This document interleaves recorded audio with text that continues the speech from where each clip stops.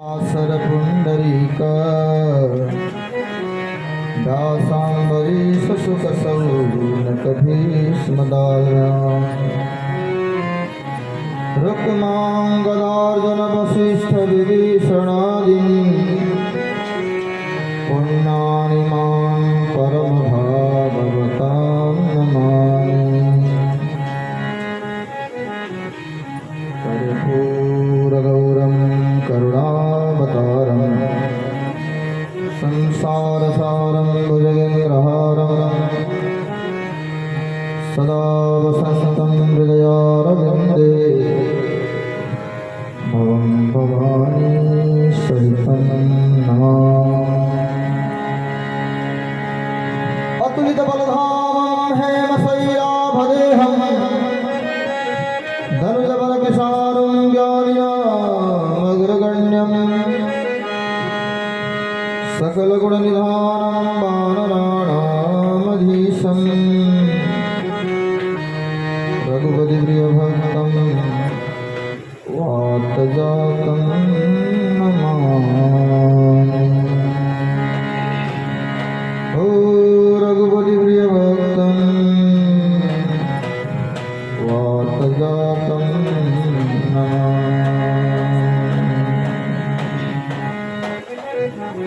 जय जय राधारमण जय जय नवल किशोर जय गोपीचित चोर प्रभु जय जय माखन चोर। राधे मेरी स्वामिनी मैं राधे तेरुदास जन्म जन्म मोह लीजियो श्री वृंदावन की बात।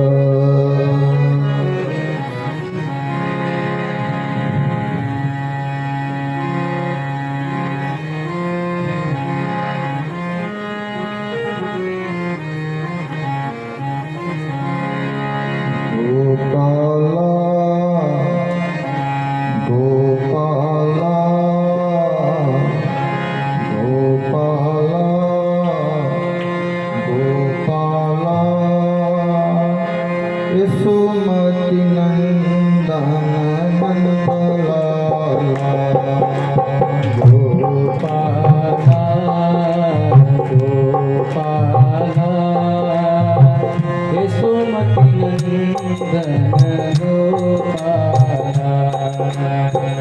गोपाला गोपाला यशोमती नंदन नंदलाला गोपाला गोपाला यशोमती नंदन नंदलाला यशोमती नंदन नंदलाला यशोमती नंदन नंदलाला ओ यशोमती नंदन नंदलाला यशोमती नंदन नंदलाला गोपाला गोपाला यशोमती नंदन नंदलाला गोपाला गोपाला यशोमती नंदन नंदलाला यशोमती नंदन नंदलाला यशोमती नंदन नंदलाला यशोमती नंदन नंदलाला यशोमती नंदन नंदलाला।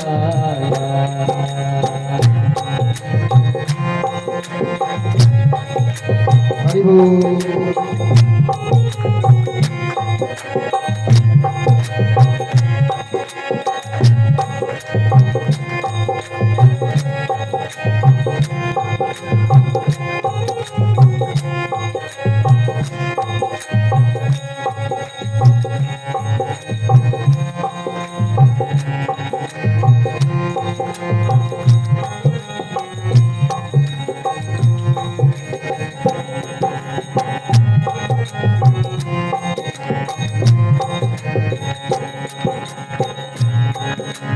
नंद लाला नंद लाला देवकी नंदन नंद लाला नंद लाला नंद लाला देवकी नंदन नंद लाला नंद लाला नंद लाला देवकी नंदन नंद लाला नंद लाला नंद लाला देवकी नंदन नंद लाला ओ देवकी नंदन नंद लाला ओ देवकी नंदन नंद लाला ओ देवकी नंदन नंद लाला ओ देवकी नंदन नंद लाला ओ देवकी नंदन नंद लाला ओ देवकी नंदन नंद लाला ओ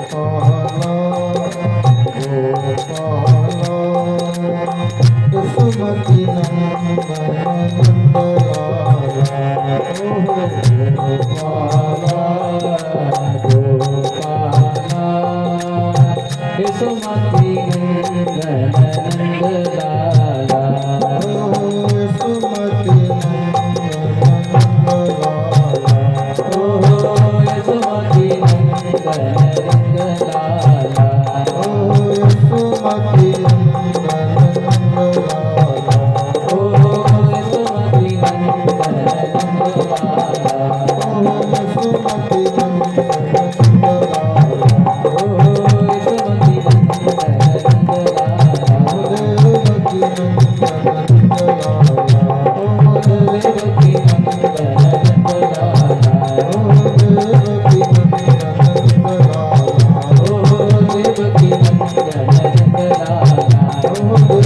देवकी नंदन नंद लाला देवकी नंदन नंद लाला ओ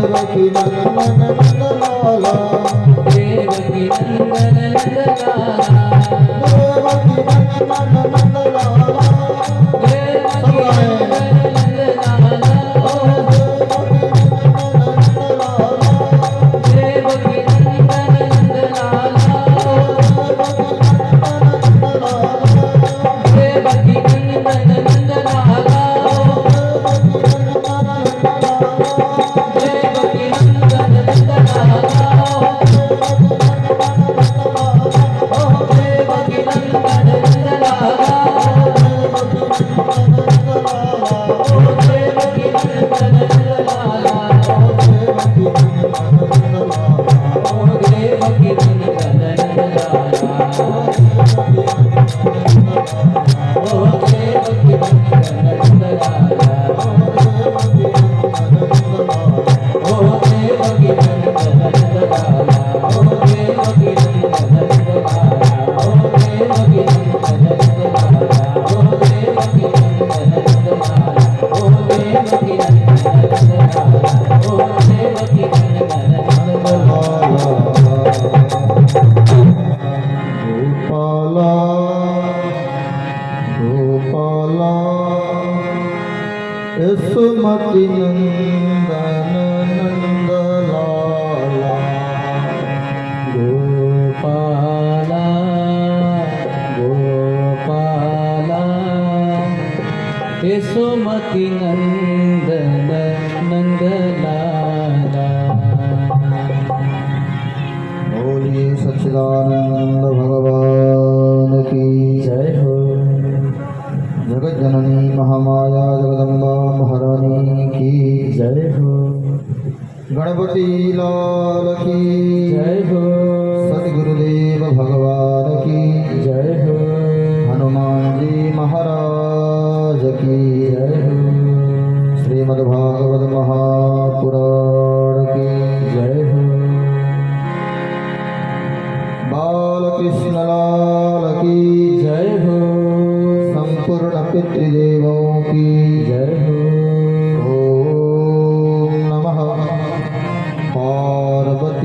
पतये हर हर हर महादेव। जय जय श्री राधे, जय जय श्री राधे, जय जय श्री राधे, जय जय श्री राधे, जय जय श्री राधे, जय जय श्री राधे। परम मंगलमय श्रीमद् भागवती ज्ञान गंगा इस धारा में निमज्जन करते हुए आज छठे दिन की कथा में समुपस्थित हो रहे हैं। इसके संकल्पकर्ता आदरणीय अशोक शर्मा, नीलम शर्मा दंपति एवं संपूर्ण परिवार एवं संपूर्ण सहयोगी जन समादरणीय भक्तवृंद, मंचस्थ संतगण, आचार्यगण, कलाकार बंधु एवं मातृशक्ति और प्यारे प्यारे भाइयों बहनों, सबको व्यासपीठ की तरफ से हार्दिक हार्दिक स्वागत। जय श्री कृष्ण।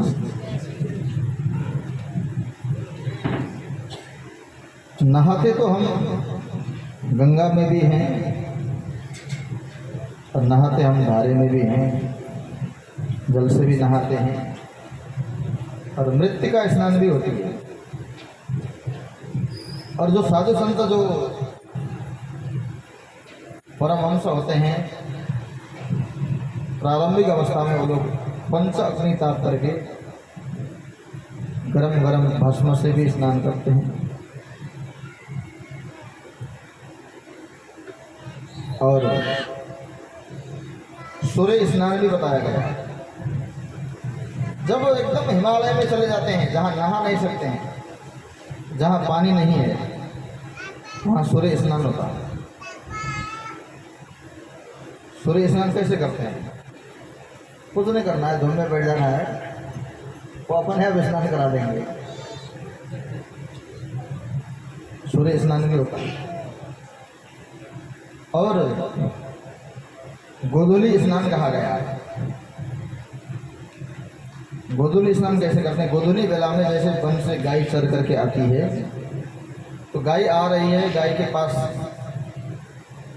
कोई बैठ जाए और गाय के खुर से जो धूल उड़े, वो धूल आपके शरीर पर पड़े, तो गोधूली स्नान होता है। तैल स्नान भी कहा गया है। जब कोई बीमार हो जाए, अस्वस्थ हो जाए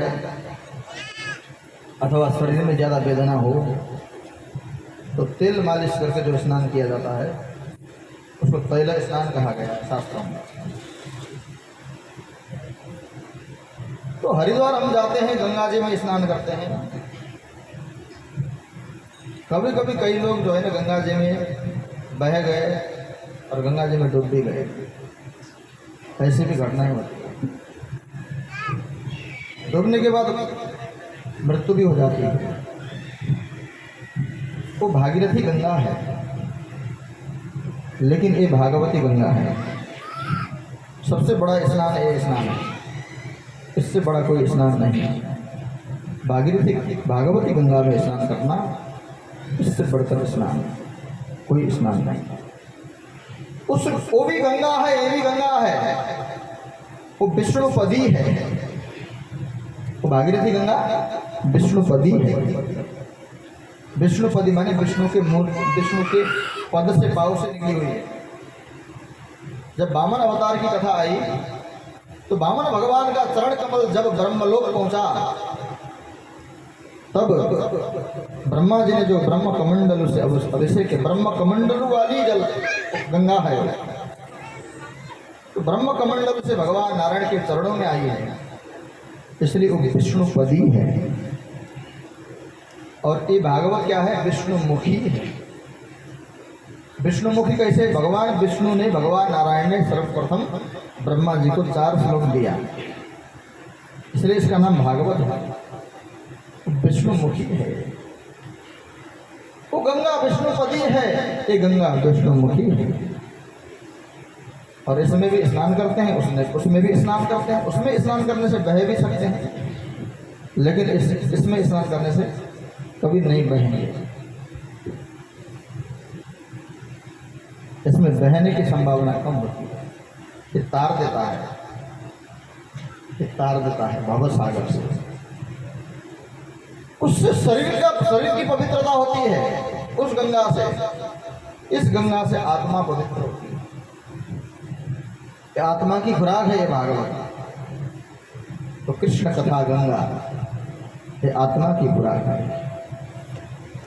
तो भगवान श्री कृष्ण इस धरती पर 125 वर्षों तक नित्य लीलाएं करते हैं। मथुरा के जेल में भगवान का जन्म होता है, प्रकट होते हैं। उसके बाद वसुदेव जी गोकुल पहुंचा देते हैं। तो भगवान श्री कृष्ण 5 वर्षों तक गोकुल में लीला करते हैं। माखन चोरी जो करते हैं वो गोकुल की लीला है। 5 वर्षों तक गोकुल में रहते हैं। गोकुल माने गोकुल में गोपियां रहती है। ये बात समझ में आना चाहिए कि गोपी किसी नारी विशेष का नाम ही नहीं है। गोपी भाव का नाम है। गो माने इंद्रिय, गो माने गाय, गो माने आकाश, गो माने धरती, गो माने इंद्रिय। पी माने पीबती, पानम करोति, अथवा अपने इंद्रियों के द्वारा जो श्री कृष्ण रस सुधा का पान करे वो क्या है? गोपी है। अब जैसे रासलीला हुई, रासलीला में गोपियों के साथ साथ वहाँ देवता भी आए हैं, भगवान स्वयं शंकर महादेव भी आए हैं। तो महादेव भी गोपी हैं। वहाँ महादेव कैलाशपति नहीं है, वहाँ गोपी है, गोपी भाव से पधारे हैं। पार्वती आ रही थी, उनको भी आने की इच्छा हुई, तो पार्वती की वस्त्र धारण करके यदि महादेव के दर्शन साक्षात हो गए तो कहीं भगवान की रासलीला में विक्षेप हो सकता है, डिस्टर्ब हो सकता है। इसलिए महादेव भी पार्वती की साड़ी पहन करके, पार्वती की पोशाक पहन करके आए हैं। और महादेव भी गोपी है, और पुरुष होने पर भी महादेव गोपी हैं, गोपेश्वर बन जाते हैं। गो माने इंद्रिया, पी माने पीबती। उसी प्रकार से गोकुल 5 वर्ष गोकुल में रहे। गो माने इंद्रिय, 5 ज्ञानेन्द्रिय, कुल माने टोटल, कुल 5 ज्ञानेन्द्रिय हैं। आँख, नाक, जिह्वा, कान और त्वचा, ये 5 ज्ञानेन्द्रिय कहलाते हैं। ये सब इसके ऊपर ही है। ये 5 ज्ञानेन्द्रिय में भगवान श्री कृष्ण को बसाना चाहिए। 5 वर्ष तक गोकुल में रहेगा, इसका मतलब श्री कृष्ण को इन 5 ज्ञानेन्द्रियों में उपस्थिति कराना चाहिए, यहाँ निवास कराना चाहिए, यहाँ लीला करानी चाहिए, यहाँ माखन चुराना चाहिए। इन इंद्रियों में यहाँ माखन चुराना चाहिए, यहाँ पूतना को मारना चाहिए। पूतना माने वासना को मारना चाहिए, अज्ञान को मारना चाहिए। यहाँ तृणावर्त का नाश करना चाहिए। श्री कृष्ण को यहाँ रख करके, तृणावर्त माने रजोगुणी, रजोगुण से दूर होना चाहिए, सत्वगुण की ओर जाना चाहिए। 5 ज्ञानेन्द्रिय में भगवान श्री कृष्ण 5 जगह निवास करते हैं। अथवा गोकुल माने 5 ज्ञानेन्द्रिय, गोकुल में 5 वर्ष भगवान रहे। इसके बाद भगवान वृंदावन गए। पहले गोकुल में रहेंगे तभी वृंदावन में जाएंगे। वृंदावन माने हृदय, हृदय में तब जाएंगे, पहले ज्ञानेन्द्रियों में रहेंगे। आँख देखेगा, जो चीज आँख देखेगा वही चीज जो है ना हृदय में जाके निवास करेगा। जो कान सुनेंगे वही हृदय में जाके छाप पड़ेगा। जो जिह्वा ग्रहण करेगी, जिस नाम को उच्चारण करेगी, जिसका नाम रोज याद करे और उच्चारण करे, वही हृदय में जाके निवास करे, अथवा उसके बाद भगवान वृंदावन माने हृदय में जाके निवास करते हैं। और 6 वर्षों तक भगवान वृंदावन की लीला करते हैं।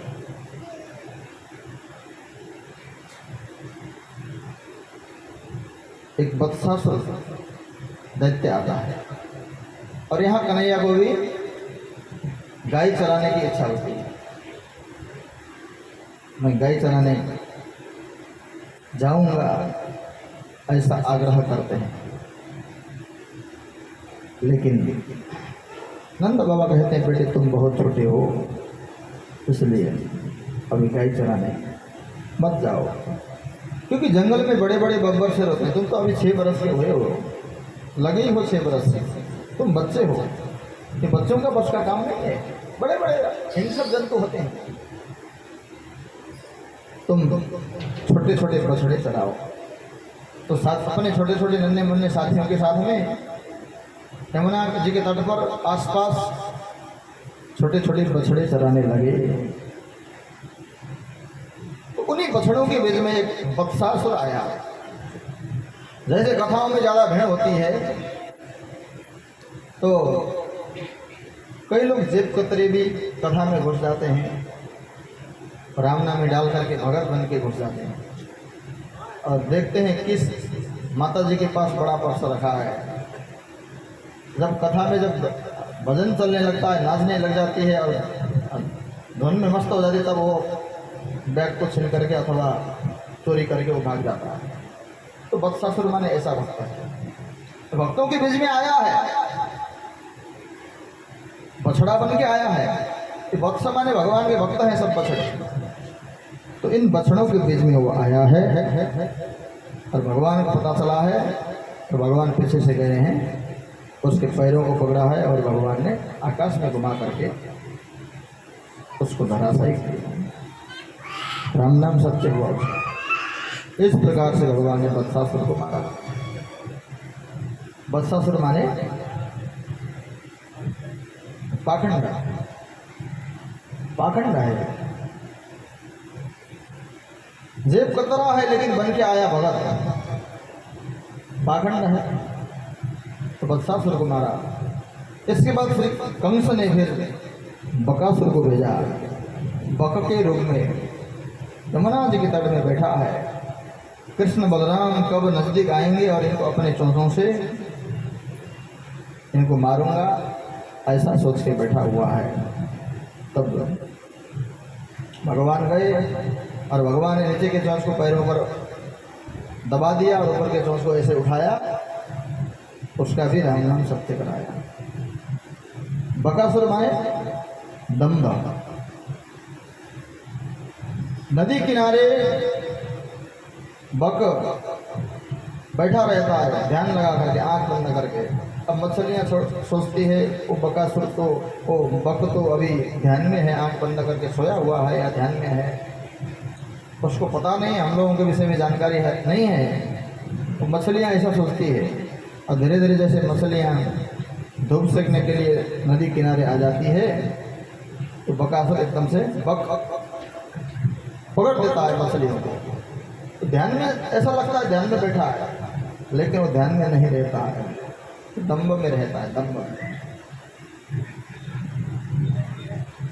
दंभ का प्रतीक है बकासुर। और बकासुर को भगवान ने मारा है, ये वृंदावन में जाकर के मारा है, अथवा हमारे हृदय में उपस्थित होने वाले जो दंभ हैं और पाखंड हैं, इसको भी श्री कृष्ण ही मारते हैं जब श्री कृष्ण यहाँ जा कर के बैठते हैं। नहीं तो आदमी दंभी भी हो सकता है, पाखंडी भी हो सकता है। दंभ पाखंड को मारने के लिए भी इस वृंदावन में कृष्ण को बिठाना पड़ेगा, कृष्ण को यहाँ निवास कराना पड़ेगा। इसका अर्थ यह है भगवान ने मारा भी है, लीला भी किया है, लेकिन हमारे संतों ने यहाँ समाधि भाषा निकाली है, इसका तात्पर्य निकाला है।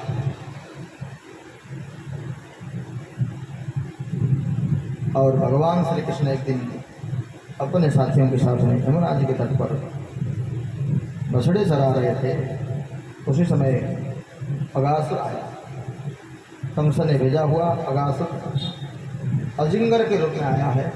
विशाल अजिंगर खड़ा हो गया ये नए नए बच्चे हैं, वृंदावन नए नए गए हैं, इनको पता नहीं है। उन्होंने सोचा ये बहुत बड़ा गुफा है। एक साथी कहता है चलो इस गुफा को देख लेते हैं। उनको पता नहीं कि अजिंगर है, ये अगासुर है, ये दैत्य है। साथी कहते हैं चलो कभी बरसात हो गई तो इसका सहारा लेना पड़ेगा, हम देख के आते हैं, साफ सफाई करके आते हैं कैसा है गुफा। एक साथी कहता हाँ बरसात में ही नहीं, अभी धूप भी ज़्यादा होने लगी है, धूप में भी हम लोग छाया में बैठ सकते हैं वहाँ गुफा में जाकर। सब तैयार हो गए। श्री कृष्ण मना करते हैं नहीं वहाँ जाना ठीक नहीं है, हमने आज तक देखा नहीं कैसा है क्या है, पता नहीं वहाँ कौन रहता है। तो कृष्ण ये नहीं कहते हैं कि ये अगासुर है, वो अजिंगर है, वो दैत्य है, ऐसा नहीं कहते हैं, साथियों को रोकते हैं। लेकिन साथी नहीं मानते हैं। कृष्ण तो कहता है अगासुर माने पाप है, पाप मत करो। अंतर आत्मा रूपी कृष्ण कहता है पाप मत करो, लेकिन हमारा मन बुद्धि ये सब चित्त ये सब नहीं मानते हैं और पाप करने चले जाते हैं। कन्हैया कहते हैं मत जाओ वहाँ जाना ठीक नहीं है, लेकिन ये लोग बात नहीं सुनते हैं। नहीं कन्हैया हम देख करके आते हैं, तुम्हें भी बाद में ले जाएंगे, हम देख करके आते हैं। कन्हैया माने अंतरात्मा आत्मा भक्ति है कि पाप मत करो, लेकिन जीवात्मा पाप को चला जाता है। आत्मा की वचन को नहीं मानता है, मन के वचन को मानता है और चला जाता है। ये अगासुर पाप का प्रतीक है। ये सब साथी उस अगासुर के मुंह पर पहुंच गए हैं और एक साथी कहता है यहाँ से बड़ा दुर्गंध आ रहा है, क्या बात है। और सांप के मुख से अजगर के मुख से तो दुर्गंध ही आएगा, कहाँ से दुर्गंध आएगा।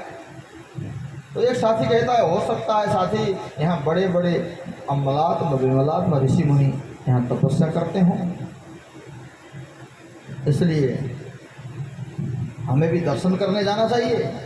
शायद ऋषि मुनि तपस्या करते करते उनका शरीर सूख गया हो, तपस्या में रत हों, उनका शरीर से दुर्गंध आ रहा है जरूर, लेकिन तपस्वी ऋषि का दर्शन तो करना चाहिए, हमें अंदर जरूर जाना चाहिए।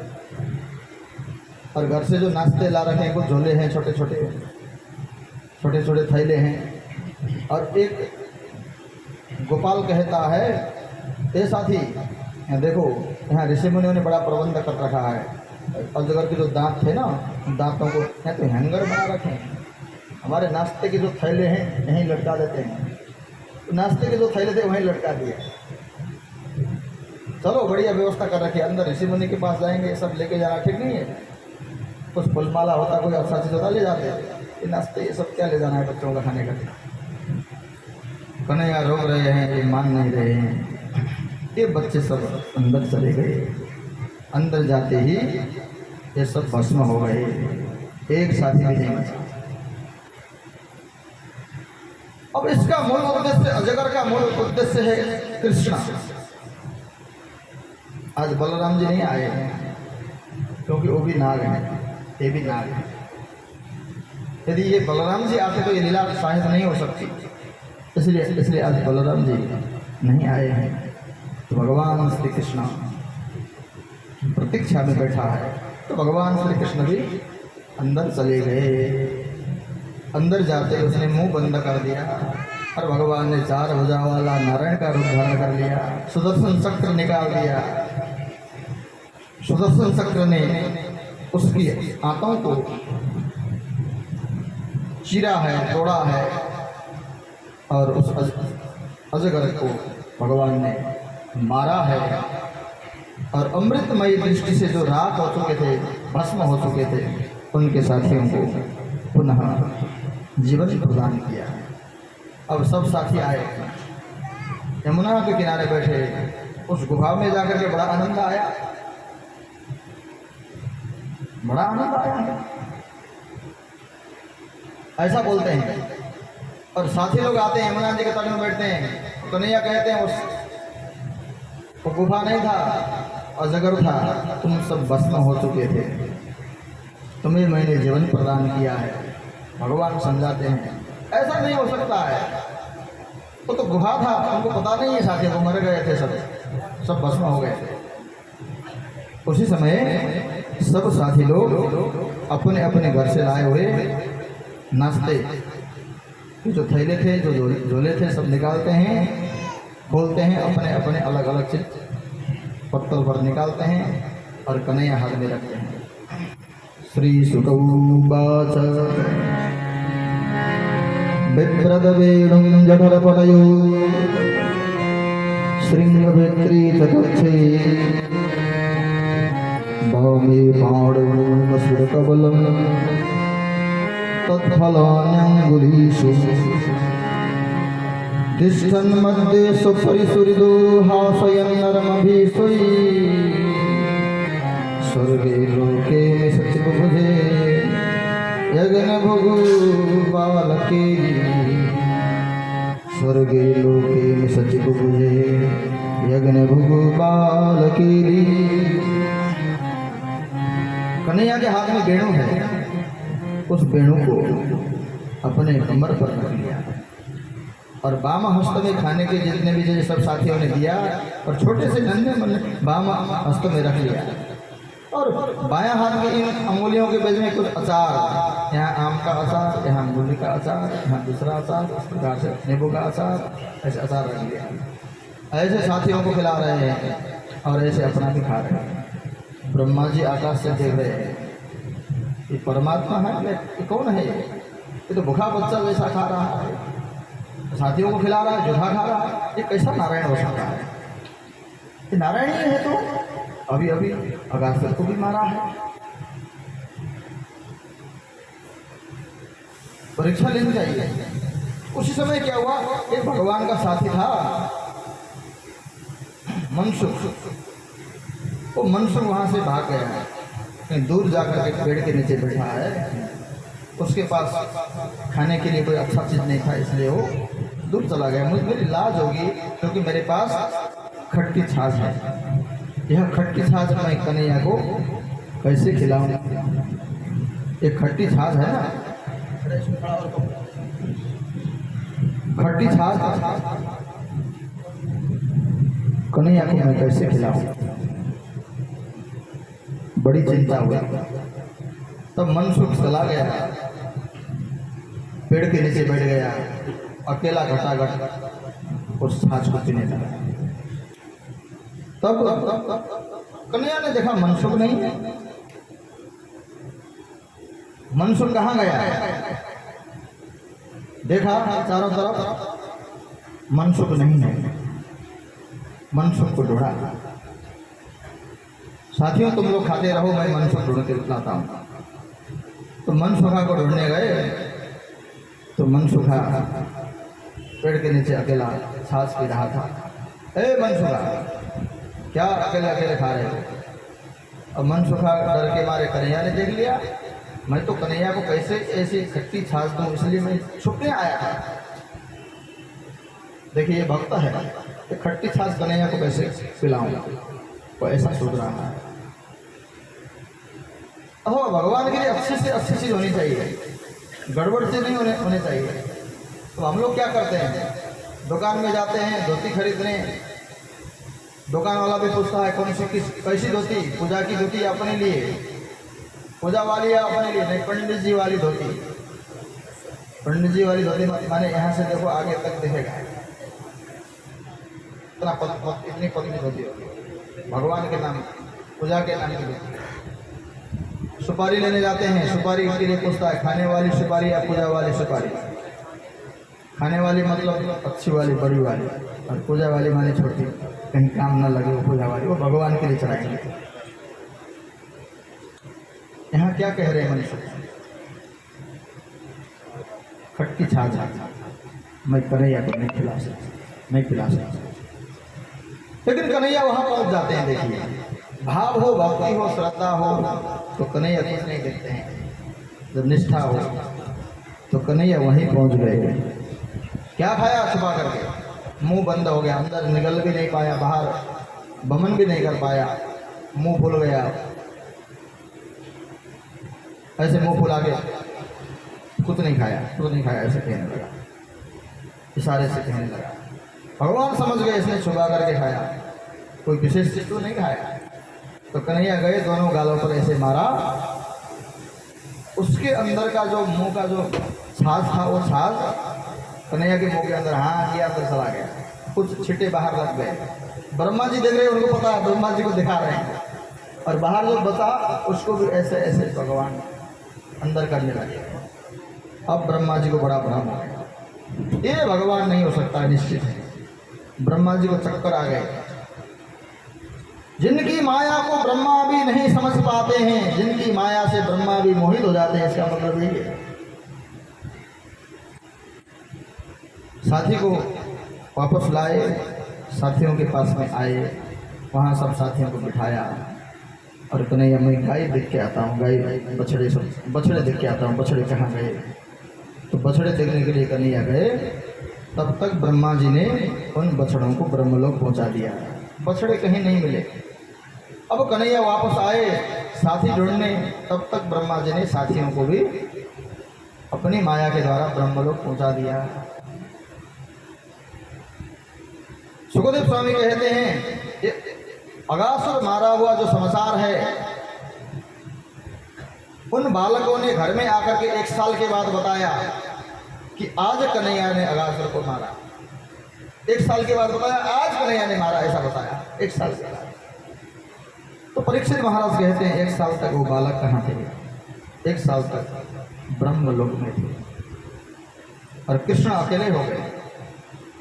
कहाँ गए मेरे बच्चे, कहाँ गए मेरे बच्चे साथी? कृष्ण ने देखा कहीं कुछ नहीं, आंख बंद करके देखा, ओ ब्रह्मा बाबा का काम है। तो ब्रह्मा जी मेरी लीला भी देख लो। तो भगवान ने क्या किया? भगवान ने भी सभी साथियों को अपने शरीर से प्रकट किया, जैसे जैसे साथी थे वैसे वैसे। बछड़े भी प्रकट किया, जैसे जैसे बछड़े थे वैसे वैसे बछड़े। सिर्फ वैसे ही रूप वाले नहीं, वैसे ही वस्त्र वाले, वैसे ही लाठी वाले, वैसे ही पगड़ी वाले, वैसे ही खड़ाऊ वाले, वैसे ही सिंह वाले बछड़े, वैसे ही कान वाले बछड़े, वैसे ही पुर वाले। यावत् वत्स वत्स कल्पकपुर यावत् पर्यांगराधिकम यावत् इष्ट विषाण वेणुदलसिंह यावत् विभूषाम्बर यावत् स्थूल विदा विधि कृतिवयो यावत् विहारादिकम सर्वं विष्णुमयं गिरंग बदजः सर्वं स्वरूपो बभौ। ये बालक नहीं, ये गोप नहीं, ये बछड़े नहीं, ये स्वयं विष्णु थे। सब विष्णु हैं, सब नारायण है। ये क्यों बने? सब गोपियां सोचती थी कि कन्हैया मेरा बेटा होता, कन्हैया को मेरी गोदी में बैठा थी तो मैं कितनी बड़ी सौभाग्यशाली माँ बनती। ये गाय भी सोचते थे कि कन्हैया मेरा बछड़ा होता तो मेरा स्तनपान करता, मैं कितनी बड़ी सौभाग्यशाली माँ हूँ। एक गाय भी ऐसा सोचती थी। तो भगवान ने इन सबकी मनोकामना ऐसे लीला करके पूरा, सबकी मनोकामना पूर्ण की। सबके बच्चे बन गए, गाय के भी बच्चे बन गए, माँ के भी बच्चे बन गए, लेकिन ये सब विष्णु थे, श्री नारायण थे। इसलिए सब मोहित हो गए, संपूर्ण वृंदावनवासी मोहित हो गए। वृंदावनवासी सामान्य नर नारी गोप गोपियां ही नहीं, यहाँ कहा गया है बलराम जी भी मोहित हो गए। बलराम जी को कोई इस दुनिया की माया मोहित नहीं कर सकती है। कि मुझे भी मोहित करने वाली माया कौन सी माया हो सकती है? कि मुझे भी मोहित करने वाली माया है कि नारायण की माया हो सकती है। मुझे भी इनसे प्यार होने लगा है, मुझे भी इनके साथ रहने का मन करता है। मैं तो आत्मा राम हूँ, ये कैसा हो गया? बलराम जी भी मोहित हो गए, दाऊ भैया भी मोहित हो गए। तो ऐसी सिलसिला 1 साल तक चली। ब्रह्मा जी ने ब्रह्मलोक से निकल करके देखा। जब निकल के देखते हैं तो बछड़े भी वृंदावन में हैं, साथी भी वृंदावन में हैं। फिर ब्रह्मलोक में जाके देखते हैं, वहाँ भी अंदर जो रखे हैं वो सब वही हैं। ब्रह्मा जी समझ गए ये नारायण है, मैंने बड़ी भूल की। मैं भगवान के साथ गलती करता तो भगवान मुझे क्षमा करते, लेकिन मैंने भगवान के साथ नहीं, मैंने भगवान के भक्तों के साथ अपराध किया। मैंने भक्तों के साथ छल कपट किया, मैंने भक्तों के साथ अपराध किया। भगवान अपने साथ कोई छल कपट करे क्षमा कर सकते हैं, लेकिन अपने भक्तों के साथ कोई छल कपट करे, मैंने भक्तों के साथ छल कपट किया, भक्तों को छुपाया। तो ब्रह्मा जी क्षमा मांगने के लिए वृंदावन आए। लेकिन तब तक भगवान ब्रह्मलोक पहुंच गए। द्वारपालों को कह दिया ब्रह्मा बन करके, मैं ब्रह्मा हूँ तुम्हारा स्वामी, तुमने पहचाना कि नहीं? हाँ स्वामी, आप हमारे स्वामी। श्री कृष्ण ब्रह्मा बन के चले गए और अंदर जाके बैठ गए और द्वारपालों को कह दिया आजकल डुप्लीकेट ब्रह्मा बहुत सारे बन रखे हैं, कोई डुप्लीकेट ब्रह्मा आ सकता है, उनको अंदर घुसने नहीं देना। ब्रह्मा जी वृंदावन से जब वापस गए, द्वारपालों ने रोका, आप डुप्लीकेट ब्रह्मा हो रो। ब्रह्मा जी चौंक गए, मुझे रोक रहे, तुम लोग पागल तो नहीं हो गए? मैं तुम्हारा स्वामी ब्रह्मा होना ही नहीं? हमारे स्वामी ब्रह्मा तो अंदर बैठे हुए हैं और उन्होंने कहा है कि डुप्लीकेट ब्रह्मा बहुत सारे बने हैं, तो आप डुप्लीकेट ब्रह्मा हैं, हमारे स्वामी अंदर बैठे हैं। ब्रह्मा जी आश्चर्यचकित हो गए और ब्रह्मा जी आंख बंद करके देखते हैं अंदर कौन बैठा है, तो भगवान नारायण स्वयं, शेषशाही नारायण, सुदर्शन चक्रधारी नारायण ब्रह्मा बन करके बैठे हैं। ये बेग माधुरी है भगवान, ये बेग माधुरी है। तो ब्रह्मा जी ने फिर द्वारपालों को कहा, तो डुप्लीकेट ब्रह्मा ओरिजिनल ब्रह्मा से मिलना चाहता हूँ, मैं डुप्लीकेट ब्रह्मा हूँ। तो ब्रह्मा का मोह ऐसे कम करते हो। एक बार एक ब्रह्मा जी को बड़ा घमंड हो गया, नारायण वैसे ही बड़े बनते हैं, पालन करता है वो, मैं सृष्टि करता हूँ, मैं सृष्टि नहीं करूँ तो किसका पालन करेंगे? ये वैसे बड़े बनते हैं, मैं अगर सृष्टि न करूं तो किसका पालन करेंगे? तो भगवान को समझ में आ गया, तो भगवान ने इनको इस्तीफा लिख दिया, जाओ राजीनामा करके तुम चले जाओ। तो ब्रह्मा जी ने छुट्टी ले ली, तपस्या करूंगा करके कमंडलों लेकर के आगे बढ़े। तो जिस दिशा से ब्रह्मा जी जा रहे थे उसकी विदिशा से 6000 ब्रह्मा आ रहे थे, सबके चार मुंह, सबके हाथ में कमंडल, सबकी दाढ़ी सफेद, सबके वस्त्र सफेद, सब ब्रह्मा जी वैसे ही। तो ब्रह्मा जी ने देखा ये 6,000 ब्रह्मा कहाँ से, मेरे जैसे ये सब देखने में, और भी ब्रह्मा हैं क्या? पूछा तुम लोग कौन हो? हम सब ब्रह्मा हैं, पुराने भूतपूर्व ब्रह्मा हैं, हम सब रिटायर हो गए। लेकिन क्या होता है, कुछ पोस्ट ऐसे होते हैं, कुछ पद ऐसे होते हैं, अभी भी भारत सरकार में भी, कई देशों की सरकार में भी कुछ पोस्ट ऐसे होते हैं, रिटायरमेंट होने के बाद भी फिर लग जाते हैं, कुछ जज वगैरह के पोस्ट ऐसे होते हैं। तो यहाँ ब्रह्मा का पोस्ट भी ऐसा ही होता है, रिटायर होने के बाद में फिर दोबारा कहीं चांस मिल जाते हैं। तो इसलिए हम लोग एग्जाम देने जा रहे हैं, भगवान ने बुलाया है, भगवान नारायण ने, हम सृष्टिकर्ता ब्रह्मा बनना चाहते हैं। फिर हमको कभी घमंड हो गया तो हम रिटायर हो गए। तो ब्रह्मा जी को अब समझ में आ गया, तो मेरा अहंकार था, मैं अकेला ब्रह्मा हूँ, तो इतने सारे ब्रह्मा और भी हैं, और कहाँ कितने ब्रह्मा होंगे क्या पता, मुझे क्षमा मांगनी चाहिए। फिर ब्रह्मा जी वापस गए, क्षमा मांगी और फिर ब्रह्मा बन गए, फिर ब्रह्मा सृष्टिकर्ता बन गए। तो अंदर जाकर के ब्रह्मा जी भगवान नारायण से मिले और क्षमा मांगने लगे, प्रभु मुझे क्षमा करे, मैं मोहित हो गया, मैं भ्रमित हो गया। आप छोटे छोटे बच्चों के साथ खेल रहे थे और छोटे छोटे बच्चों का जूठा खा रहे थे, और उसका साथी का मुंह पे अंदर का जूठा जब अंदर घुसा, मुझे बड़ा भ्रम हो गया। यही तो अवतार है कृष्ण लीला का, यही तो चमत्कार है, यही तो है प्रेम अवतार। इसलिए श्री कृष्ण अवतार श्रेष्ठ है, और अवतार में थोड़ा मर्यादाएं रहती है उसमें, लेकिन यहाँ कोई मर्यादा नहीं है, तो प्रेम है। प्रेम का भूखा हूँ मैं, प्रेम ही एक सार है, प्रेम से मुझको भजो भव से बेड़ा पार है। प्रेमियों ने जो बनाया बन गए, प्रेम के चक्कर में मोहन बन गए। प्रेमियों ने जो बनाया बन गए। ये प्रेम के बस में है, ये प्रेम अवतार है। अवतार का मतलब ही यही होता है, जो बहुत बड़ा है तो छोटा बन जाए, सुप्रीम पावर है।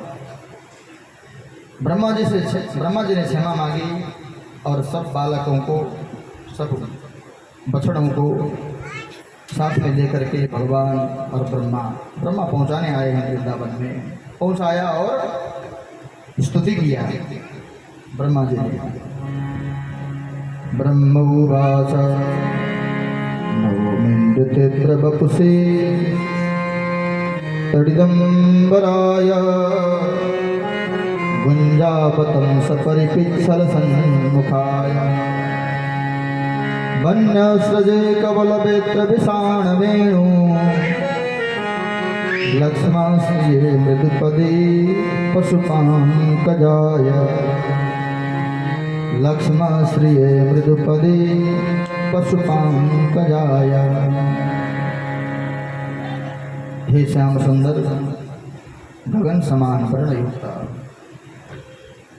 जिसका स्वरूप है अब्र बबु से, अब्र माने बादल, बादल जैसे जो श्याम सुंदर है, तड़िदम बराय, और आपके वस्त्र बिजली जैसे, जो बिजली चमकती है वैसे आपके वस्त्र हैं। अब बादल हैं तो, और आपके वस्त्र हैं बिजली जैसे चमकीले वस्त्र हैं। कहीं कहीं स्वर्ण जैसे वस्त्र कहा गया है, कहीं कहीं सूर्य के किरण जैसे वस्त्र भी कहा गया है। भीष्म पितामह ने सूर्य के किरण जैसे वस्त्र नवमिड्यते प्रपपुषे तडिदम्बराय गुंजावतं सपरिपिच्छल सन्मुखाय। भगवान ज्यादा सोना चांदी को नहीं पहनते हैं, वन्य सामग्री पहनते हैं। गुंजा आदि की मालाएं भगवान धारण करते हैं, नाना प्रकार की मालाएं, नाना प्रकार के कनेर का पुष्प लगाते हैं, कभी यहाँ लगाते हैं, कभी यहाँ लगाते हैं। गुंजावतं सपरिपिच्छल सन्मुखाय वन्यस्रजे कवलवेत्रविषाण वेणु, वेणु धारण करते हैं, वन में निवास करते हैं आदि। ऐसे पशु पंकज भगवान को बारंबार प्रणाम। पशु पंकज माने पशुपह माने पशुपति, भगवान पशुपति नाथ भी जिसके अंग से प्रकट होते हैं, ऐसे पशु पंकज आए। अथवा ऐसी कथा आती है देवी भागवत में, ब्रह्म वैवर्त पुराण में, गर्ग संहिता में, भगवान श्री कृष्ण के दो स्वरूप हुए हैं। श्याम वर्ण में भगवान श्री कृष्ण और गौर वर्ण में भगवान महादेव प्रकट हुए, ऐसी कथा भी है। इसलिए पशुपांकज भगवान महादेव भी जिसके अंग से प्रकट होते हैं, ऐसा भी अर्थ लग सकता है। अथवा संसार की आसक्तियों से, संसार के बंधनों से बंधे हुए जीवात्मा के जो रस्सी बंधनों को काटने वाले हैं, उनको पशुपति कहा जाता है, उनको पशुपति कहा जाता है। और जीवात्मा को शिव पुराण में पशु कहा गया है, हम सबको पशु कहा गया है शिव पुराण में। सब जीव पशु हैं। पति माने हम जीवात्मा के जो पति हैं वो पशुपति हैं। वो पशुपति भी जिनके अंग से प्रकट होते हैं वो पशुपांकज, उनको पशुपांकज कहा। नाना भांति स्तुति की और कहते हैं अहो धन्यम नंदगोप ब्रजौकसा यन्मित्रं परमानंदम पूर्णं ब्रह्म सनातनम्। अहो धन्यम, अहो धन्यम। आपकी बात तो छोड़िए, ये धन्य है जो बालक हैं, जो आपके साथी, आपकी साथी बनने के दुस्साहस कभी कभी महादेव करते हैं, मैं भी नहीं कर सकता। आप महादेव को साथी मानते हैं, महादेव भी आपको साथी मानना नहीं चाहते हैं, आपको आराध्य मानना चाहते हैं, लेकिन आप महादेव को साथी मानना चाहते हैं। लेकिन आपका साथी बनने का दुस्साहस मैं कभी नहीं कर सकता। और आपके साथी ये सब कितने बड़े धन्य हैं। सच्चिदानंद परमात्मा को साथी बनाने वाले एक गोपालक धन्य है, ये पूजनीय है, ये आराधनीय है, ये वंदनीय है। अहो धन्यम नंद गोप प्रजौकसा यन्मित्रं परमानंदम पूर्ण ब्रह्म सनातन। पूर्ण ब्रह्म सनातन को जो साथी बनाने वाले ये सखा धन्य हैं, आपके सखा धन्य हैं। और ब्रह्मा जी इस प्रकार स्तुति करते हैं, प्रशंसा करते हैं और भगवान की 3 परिक्रमा करते हैं। 3 बार घूमते हैं, परिक्रमा करते हैं। 3 परिक्रमा में ही भाग जाते हैं ब्रह्मा जी, चले जाते हैं ब्रह्मा जी, क्योंकि नारायण की 4 परिक्रमा होती है। एका चंड्या रवे सप्ता तिस्र कार्या विनायके हरे चतस्र कर्तव्या शिव शारदा प्रदक्षिणा। भगवती माता की दुर्गा के कोई भी स्वरूप हो उनकी एक परिक्रमा होती है और एक परिक्रमा और किसी की नहीं होती। लोग आलस्य के मारे एक परिक्रमा करके छोड़ देते हैं। अब परिक्रमा एक बार कर लिया, एक बार दुर्गा माता की परिक्रमा एक बार होती है और किसी देवता की एक परिक्रमा नहीं होती है। लोग गणेश की भी एक परिक्रमा कर देते हैं, लोग नारायण की भी एक परिक्रमा करके छोड़ देते हैं आलस्य के मारे, एक के पुरुष भगवान की भी एक परिक्रमा कर देते हैं। लेकिन एक परिक्रमा सिर्फ माता की होती है और किसी की नहीं होती, नहीं दोष लगता है। ऐसा ही देखा है, माता रानी के सिवा और किसी की भी एक परिक्रमा की जाए उसमें दोष है। एका चंड्या रवे सप्ताह सूर्य भगवान की 7 परिक्रमाएं होती है।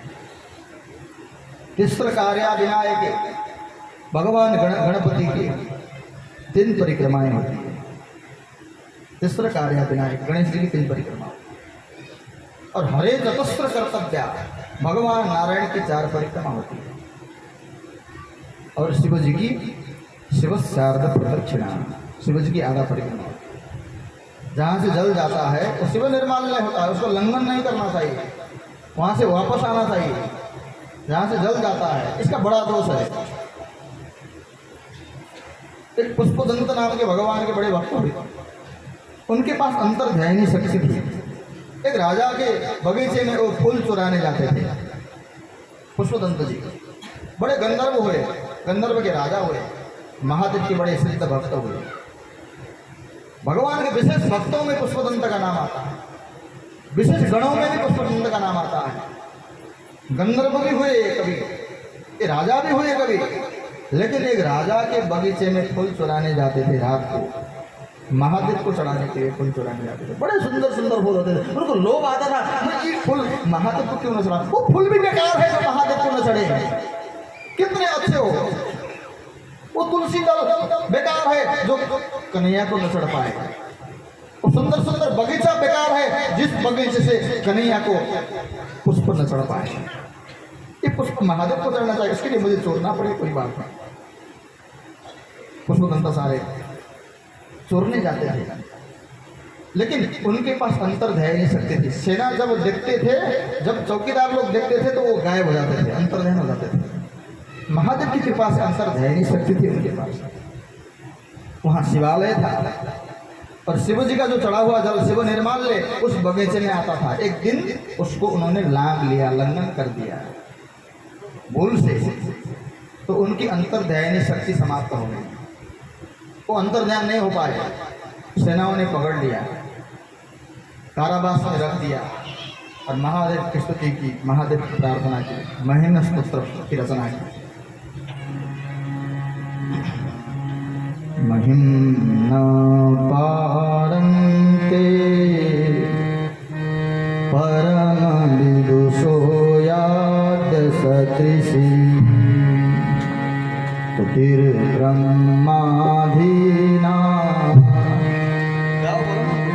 मपि तदवसन्नास्तु गिरः अथावास्य सर्व स्वमति परिणामावधिगृण ममापे स्तोत्रे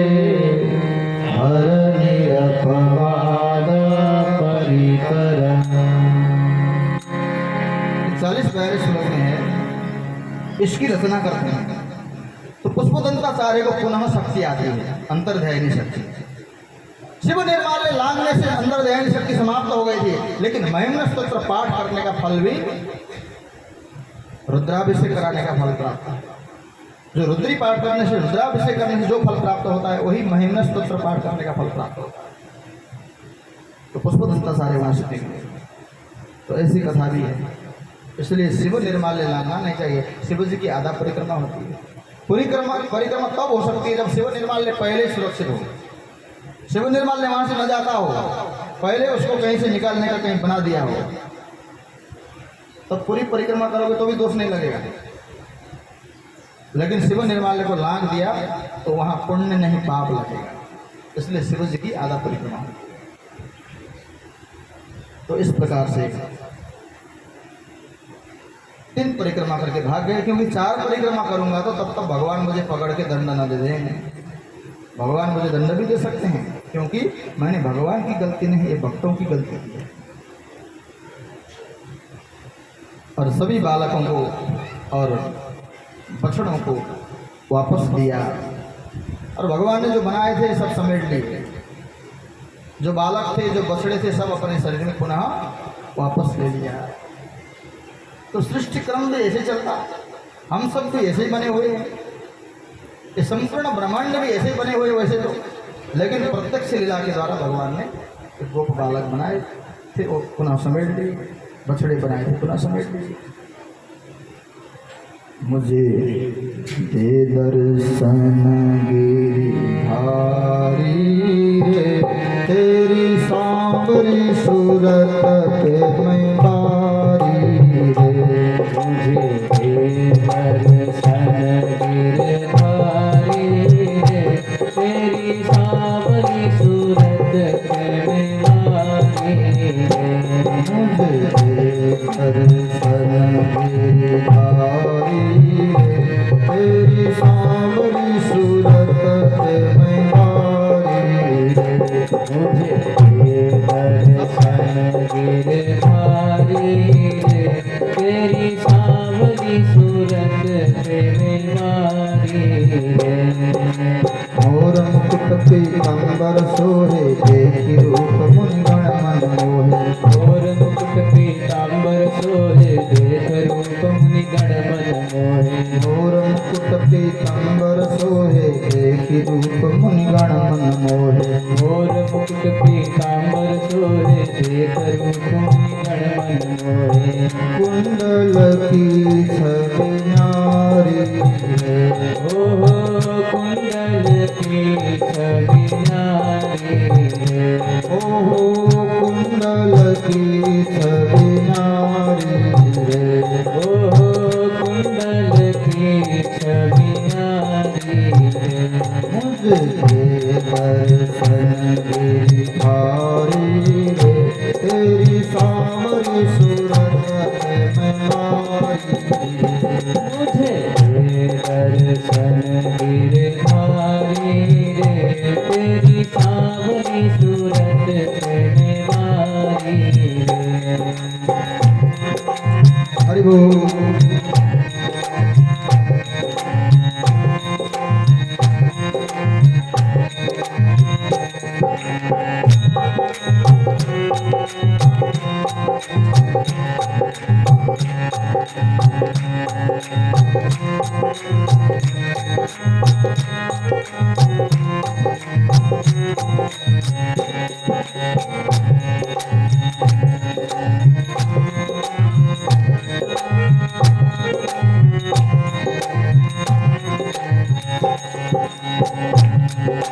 यमुना तट हरि धेन चरावे, मधुर मधुर सुर बेन बजावे। यमुना तट हरि बेन चरावे, मधुर मधुर सुर बेन बजावे। यमुना तट हरि धेन चरावे, मधुर मधुर सुर बेन बजावे। यमुना तट हरि बेन चरावे, मधुर मधुर सुर बेन बजावे।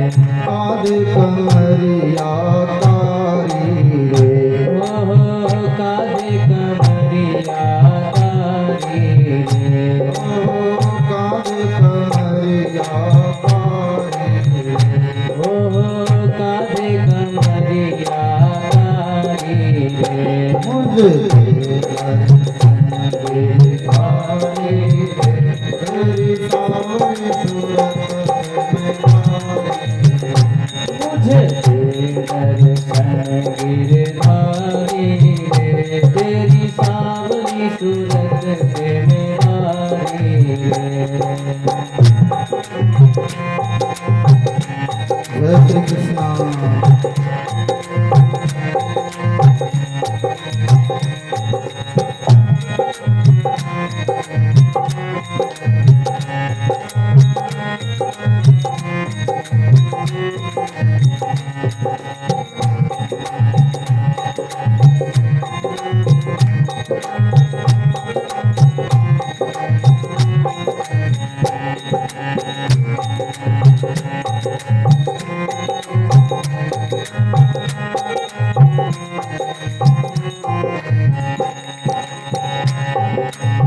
वृंदावन में रास रचावे गोप गोपिका संग मिल गावे वृंदावन में रास रचावे गोप गोपिका संग में लगावे वृंदावन में रास रचावे गोप गोपिका संग मिल गावे वृंदावन में रास रचावे गोप गोपिका संग में लगावे नूपुर की धुन प्यारी रे ओहो नूपुर की धुन प्यारी रे ओहो नूपुर की धुन प्यारी रे ओहो नूपुर की धुन प्यारी रे मुझे दे दर्शन दे भारी रे तेरी सावरी सूरत तुम्हारी मुझे दे दर्शन गिरधारी रे तेरी सावली सूरत पे निवारी रे हरि बोल तालियां बजाएं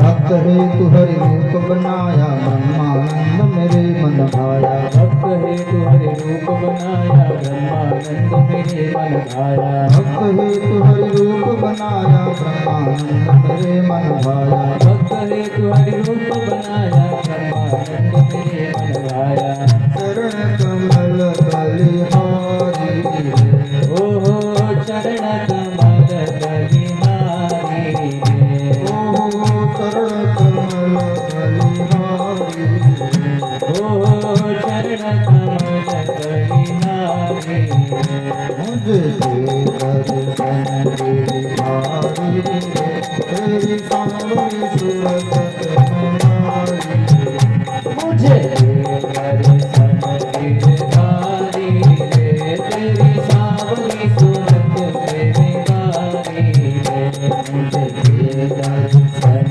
गिरधारी रे तेरी सावली सूरत पे निवारी रे तेरी सावरी सूरत तुम्हारी तेरी सावली सूरत पे निवारी रे सावरी सूरत तुम्हारी तेरी सावरी सूरत तुम्हारी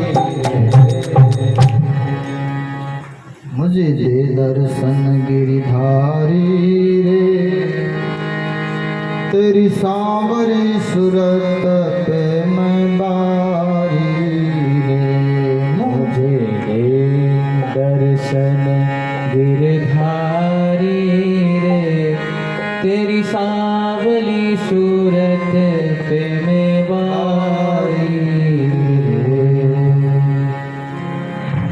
सब साथी लोग भगवान का गुणगान गाने लगे और आज घर जाकर के कहते हैं 1 साल के बाद आज कन्हैया ने अगासुर को मारा। तो 1 साल तक कहाँ गए थे? 1 साल तक ब्रह्मलोक चले गए थे, इन्हें पता नहीं है। ये मूर्छित थे, ये बेहोश थे। वैसे ब्रह्मलोक का एक क्षण ही था, लेकिन इस धरती पर 1 साल तक गुजर चुका था। एक कथा सुनाई और एक ताल बन था,